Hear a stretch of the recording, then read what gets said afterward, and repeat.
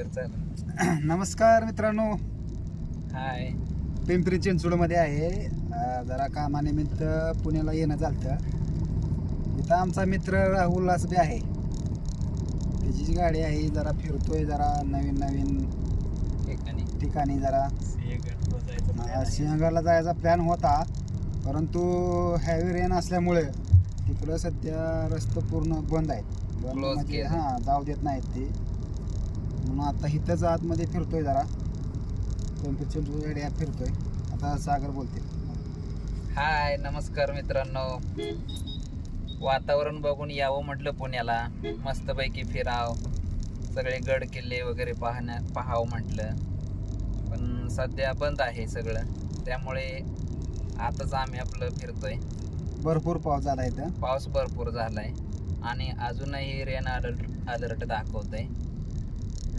बरं, आपण सगळ्या धरणं एवढं फिरतोय, काय आहे म्हणजे तुम्हाला कसं वाटतंय? काय वाटतंय बाबा, हे पुण्याचं आयुष्य चांगलं का आपल्या गावाकडलं आयुष्य चांगलं? आपण नवीन आलो इथं, त्यामुळे आपल्याला भारीच वाटणार आहे इथं. पण इथं नवीन आता तरुण पोरं मुली बघतोय आपण, कोण सिगरेट ओढतंय, कोण दारू पितंय. त्याच्यावर तुमचं काय म्हणणं आहे? आज आला त्याचा प्रश्न. पुणे म्हणजे पुणे, इथे काय होणार त्याप्रमाणे चाललंय सगळं. तरुण पिढी पुण्याची असं भरकडायला लागली असं तुम्हाला वाटत नाही ना? नक्कीच भरकटायला लागले. खूप म्हणजे इथं आता आम्ही फिरतोय बघतोय बरं का, जास्त प्रमाणात आहे. मुली सुद्धा सिगरेट ओढतात. 20 वर्षाच्या मुली सिगरेट ओढतात. अवघड आहे. म्हणजे इथं आम्हाला सिगरेटचा धूर जरी आला तर खोकला लागतो. या इथे आम्ही पाहिलं तरुण मुली 20 वर्षे 22 वर्षाच्या मुली सिगरेट ओढतायत, 5-5, 4-4. खरंच खूप भयानक वास्तव्य आहे.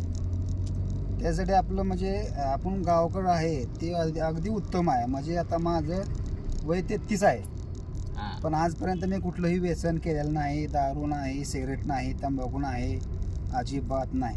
त्याबद्दल म्हणजे गावाकडं असलेले मला अभिमान आहे. अगदी बरोबर बोलला रोहन. गावाकडचं वातावरण खूप छान. इथं पुण्यामध्ये आलं ट्रॅफिक न खूप हैराण होत आहे. भयान ट्रॉफिक आहे. काल आम्हाला फक्त किती 15 किलोमीटर येत, आम्हाला 2.5 तास गेले. अक्षरशः भयंकर ट्रॉफिक आहे आणि अतिशय धकाधकीचं जीवन आहे. खूप गोंगाट, शांतता नाहीये. चला, आज आम्ही येणार आहे गावाकडे. तरी सगळ्यांची भेट घेतो आल्यानंतर. बाय.